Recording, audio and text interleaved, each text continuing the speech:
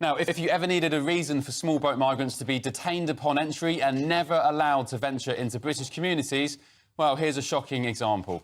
This is Sadeq Nikzad. He's a 29-year-old who was recently jailed for 9 years for raping a 15-year-old schoolgirl in Scotland after claiming asylum in Britain.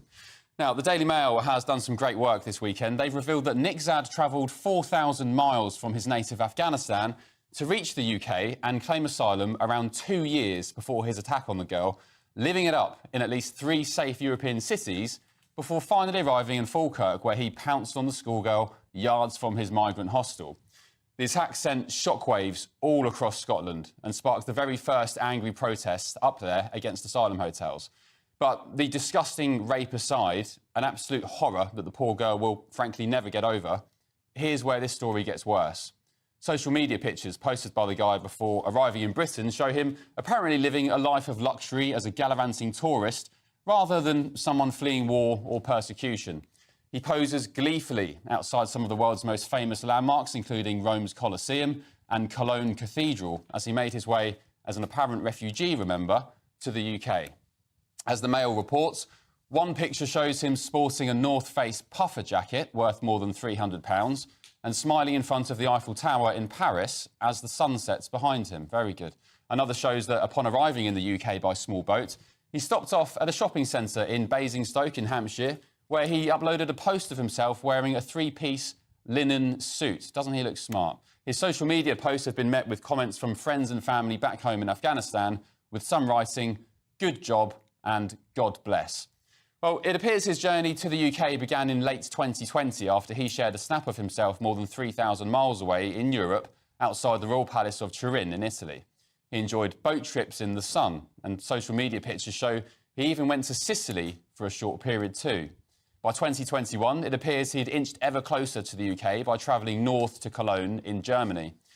Images suggest he was later housed by the Home Office in the Cladhen Hotel in Scotland.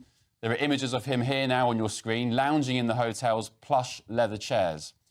In October 23, Nikzad approached a 15-year-old girl near a local pub in Falkirk and brutally raped her in broad daylight.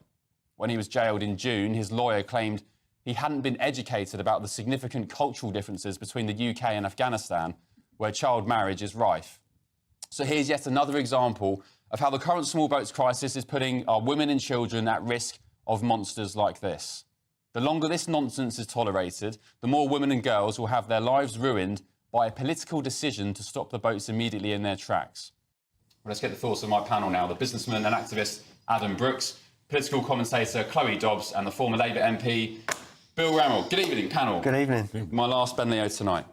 Welcome along. Adam Brooks, let's start with you. You've been down to Epping today at the Bell Hotel process. The process there, by the way, is against the government now appealing look, the decision. we've been there every week without fail, and the people wanted to go there today, 300-400, I would say, against the government, basically going against its own people, trying to overturn this court judgment that will see the migrants leave in the next 2 or 3 weeks. Yeah. So the narrative from the ground is basically it's us v the government. And that's a terrible thing. A government is meant to represent its people, is meant to keep its people safe.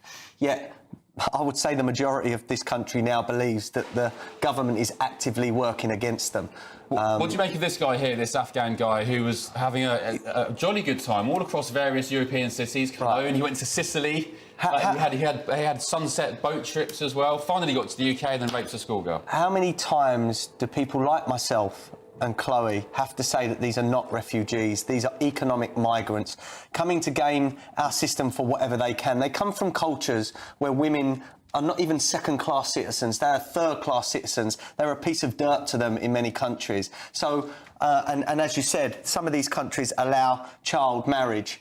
What are we to expect when these people come en masse to our country? Are we expecting them just to put all their beliefs behind them and their behaviour? No. They see a woman with a bit of skin showing and they cannot help themselves. This is a danger to our women and our kids. Chloe, Well, I mean- this guy was, on paper, was a refugee. He was granted asylum by the Home Office. Well, he came originally from Afghanistan, and that's what the Home Office will have looked like, and they'll have gone, oh, that's a dangerous country, so we must grant this guy asylum. But I think if we're going to take anybody from dangerous countries, especially ones with backwards views on women, we should be taking the women and children via legal routes only. Because if you go to these backwards countries, you often have, for example, IDP camps, internal displacement camps, refugee camps for people they haven't actually been able to leave the country, but they're sort of on their way and trying to. And you speak to women in these camps, and they are, because they don't have, you know, houses that lock, they're just in tents. They are terrified because they've got men coming into their tents in the nights and raping them, including their children. And it's those guys that then leave those camps and then come and make their way to Britain. And those are the people we're supposedly saving. Bill, what do you make of this this monster I just told the viewers about? I mean, how many of him are there out on the streets today, being free to roam the streets of Thousands. Britain? Is he a good case for having, if you're not going to stop the small boats, is he a good case, a good example of detain these people, do not let them out to roam the streets of Britain? Well, it's abhorrent what he has done, and I think any asylum seeker or refugee who commits a crime like he has done should lose automatically their right to asylum and a right to refugee status. We need to dramatically reduce illegal immigration. We need to reduce asylum numbers. I want to see the end to the use of hotels. But what really concerns me, and Adam's talked about it, what really concerns me about the decision, the government's committed to ending the use of hotels by the end of this Parliament, but the net result of that decision of the High Court last week will probably mean more asylum seekers being housed in houses of multiple occupation. Going to be worse. And there are at least as great of concern, if not greater, about HMOs. And that's why I think the government is right to appeal the decision so that it can manage the process and manage the end of hotel use over the next few years. I get this online. People say, oh, you're just going to end up moving it somewhere else. Let me just state this clear. We, the people of Epping Forest, are getting these people out of our area because we have had 2 alleged sexual assaults. We have had girls harassed to and from school. We've had women flashed in the forest and on the common opposite. There has been hundreds of issues. I've got women lining up to speak on camera if ever, for whatever reason, I need them to do so.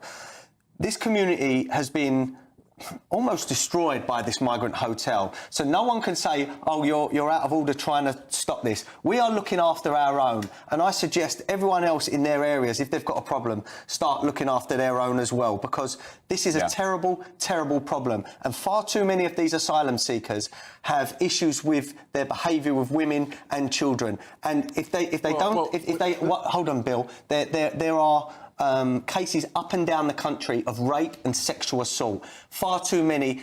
They're the ones we know about.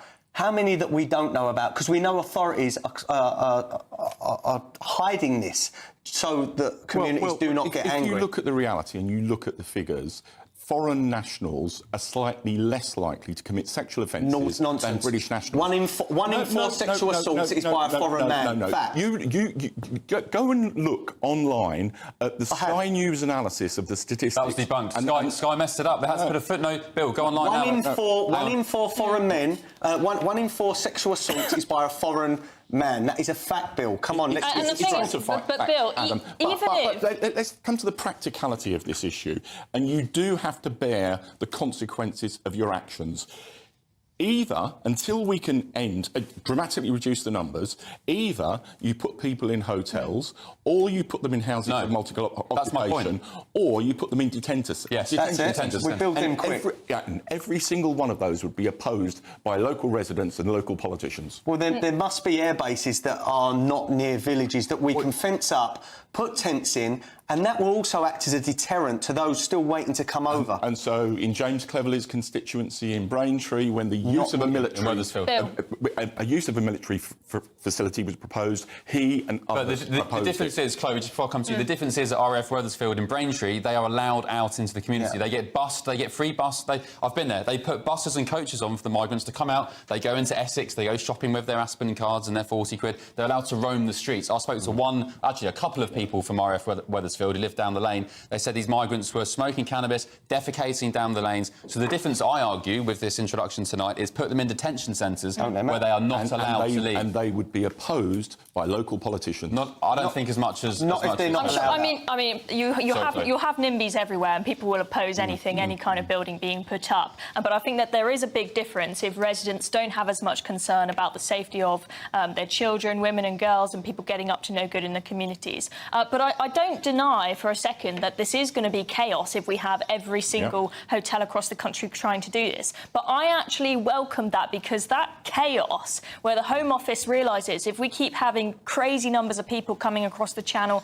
every single day and we can't figure out where to house them, I think that will give them the kick up the backside that they need to actually do something to stop the boats from coming. You've already seen, I know this isn't stopping boats, but you've seen this is force them to put out this sudden announcements where they say, oh, we're going to change how we process the asylum appeals so that we can try and speed that up to get them out of this taxpayer accommodation. But isn't it convenient exactly when that's been announced? I think that this has given them a bit of a push. But sorry, it's been months in the planning, and it's a detailed, complicated change that I wholly welcome, because one of the pull factors for asylum seekers coming to this country is the fact that you arrive, you fail in your asylum application, you then go into the appeal long grass, and it can be years before your case is dealt with. That acts as a pull for people to come to this country. They know that they're using the ECHR, I think it's Article 8. Even if they're denied asylum, we still have to house them and still have to feed them. That should end. Greece is already saying no migrants now, and they're going to detain them for 5 years, or they're going to deport them. We need the tough talk, but that's not going to happen when we've got a human rights lawyer as our Prime Minister. He's only going to get weaker, in my opinion. Yeah, well, Tuesday, Reform UK have their big song and dance bill announcement about detention centres, no rights to appeal. They'll be not allowed to leave these detention centres. They'll be shipped off to the likes of Ascension Island in the South Atlantic. So, I mean, are you concerned as a Labour man about Reform's rhetoric on that? That's coming on Tuesday. I don't actually think it's practically deliverable. But in terms of Ascension Island, one of the things I'm in favour of is the government proactively looking at offshore processing, whether it's the Ascension Island, whether it's the Balkans. No, but Rwanda was about the permanent relocation of applicants. Offshore processing is that you're sent immediately to that offshore country and your claim is processed there. And if you then have the right to come to the UK, you can come. Oh, I just wonder how many more young girls are going to be raped or assorted before this problem is sorted out. How many? What's the limit? Anybody got a number? How many is acceptable? I don't think the offshore processing will be set up before 2029, that's for sure. Really quickly, last one. The schools go back in 2 weeks. My niece that goes to St John's in Epping isn't allowed into Epping High Road because of these migrants. What a joke. That's the government. Governments of all colours and all names. You know, I'm not going to just pin it on Labour because it's been happening under the Tories as well, but it's disgusting what's being allowed to happen, and it makes me weep.